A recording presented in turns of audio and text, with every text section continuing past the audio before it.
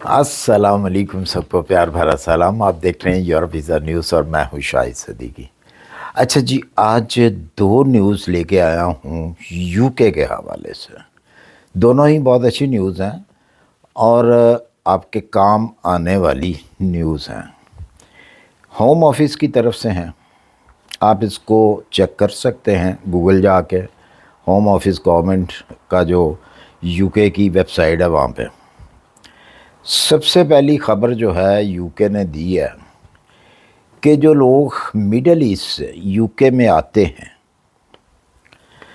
ان کو اب ایک فارم پر کرنا پڑے گا، جس فارم کا نام ہے ITA فارم۔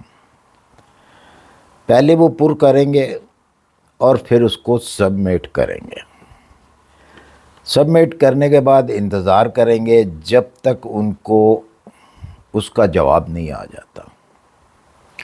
جب جواب آئے گا تو پھر وہ ٹریول کر سکیں گے۔ اس فارم کی قیمت جو ہے وہ 10 پاؤنڈ رکھی گئی ہے۔ یہ قانون جو ہے لاگو ہوگا نیکسٹ ایئر سے، اور $10 جو ہے اس کی فیس ہوگی۔ اور جو لوگ ان جگہوں سے آتے ہیں، مطلب دبئی، قطر، کویت، بحرین، عمان وغیرہ سے، یہ ان لوگوں کے لیے یہ نیوز ہے۔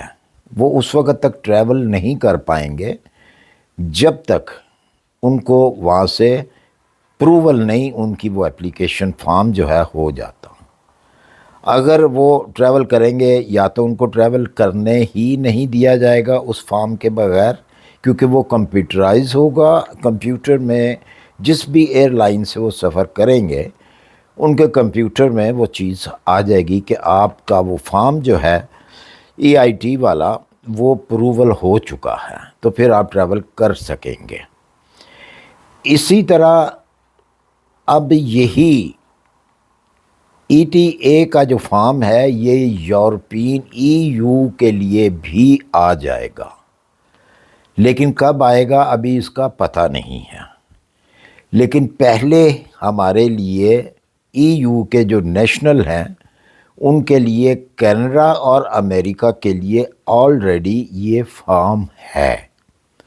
میں نے جب بھی کینیڈا یا امریکہ جانا ہوتا ہے تو میں پہلے یہ فارم جو ہے پر کرتا ہوں۔ اس کی فیس ہم دیتے ہیں $7، اور یہ امبیسی کو بھیج دیا جاتا ہے۔ امبیسی ہمیں پروول کر کے اس کا ای میل پہ ہی جواب دے دیتی ہے، بے شک اسی دن دے یا ایک دن لیٹ دے دے، وہ ان کے کمپیوٹر میں بھی آ جاتا ہے۔ اگر میں نے کینیڈا جانا ہے تو کینیڈین امبیسی کو میں یہ اپلیکیشن دوں گا اور بائی آن لائن دوں گا، جس کی کہ $60 غالباً لاسٹ ٹائم میں نے پے کیا تھا۔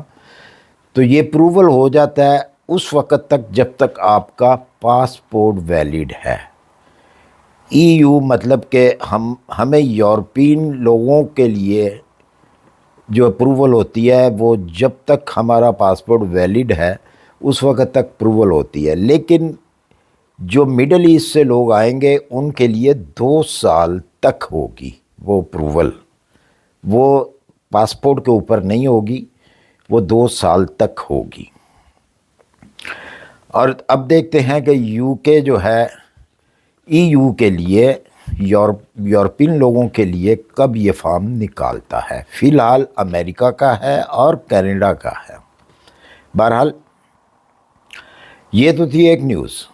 اب ہے جی بزنس کے حوالے سے UK کے بزنس امیگریشن کے حوالے سے یہ نیوز ہے ایک، کیونکہ یہ بہت سارے سوال ہوتے ہیں، اور میں نے کافی اپنی ویڈیو میں بتایا ہوا ہے کہ جب ایک ہی سوال جو ہے یا اس نوعیت کے جو سوال ہوتے ہیں جب زیادہ اکٹھے ہو جاتے ہیں تو پھر میں اس کے لیے ایک ویڈیو بنا لیتا ہوں۔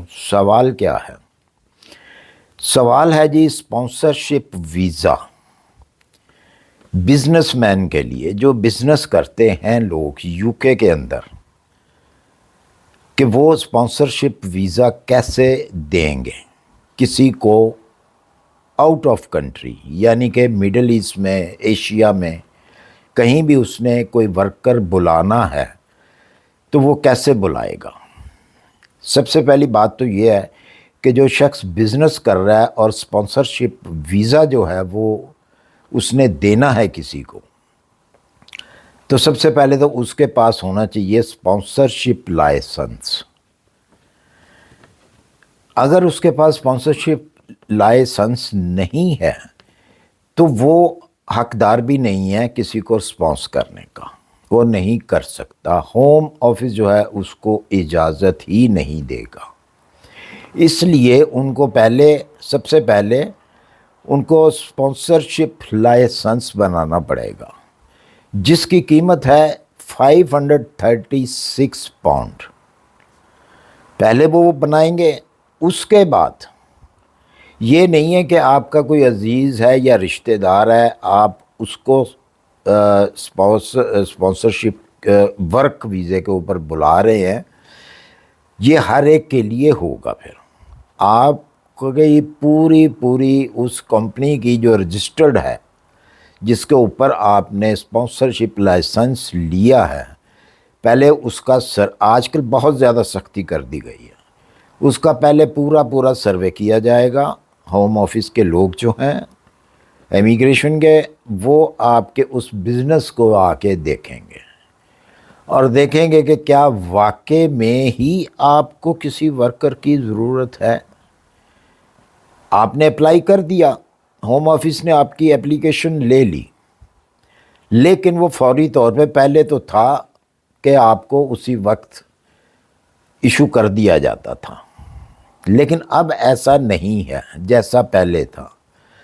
اب آپ کے بزنس کو پہلے جو ہے اچھے طریقے سے چیک کیا جائے گا، اور ساتھ آپ کے اگر پہلے کوئی ملازمین ہیں آپ کے پاس کام کر رہے ہیں آلریڈی، ان کی سیلریز چیک کی جائیں گی کہ کیا آپ ان کو سیلریز دے رہے ہیں، اور جو ایگریمنٹ کے اندر آپ نے سیلری ان کے ساتھ مقرر کی گئی ہے، جو ایگریمنٹ کیا ہے سیلری کا، کیا اتنی ہی سیلری آپ ان کے اکاؤنٹ میں دے رہے ہیں۔